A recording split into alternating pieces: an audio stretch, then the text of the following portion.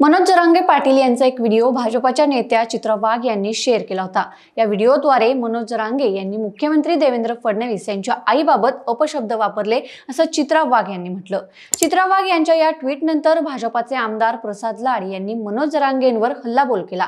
ते ट्विट करत म्हणाले, मनोज जरांगे पाटील, निवडणुका आल्या की तुमची नौटंकी सुरू होते। हा सल्ला समजा किंवा इशारा। छत्रपती शिवाजी महाराजांचं नाव घेऊन तुम्ही मराठा आरक्षणाची गोष्ट करता, परंतु त्याच शिवछत्रपतींनी महिलांचा सन्मान कसा करावा हे आपल्याला शिकवलं। त्या छत्रपतींच्या महाराष्ट्रात मराठा आरक्षणाच्या नावाखाली दुकानदारी चालवून तुम्ही ज्या पद्धतीने महिलांचा अपमान करताय, मुख्यमंत्री देवेंद्र फडणवीस यांच्या आईंचा अवमान करताय, हे कदापि सहन केलं जाणार नाही, असा इशारा प्रसाद लाड यांनी मनोज जरांगेंना दिलाय।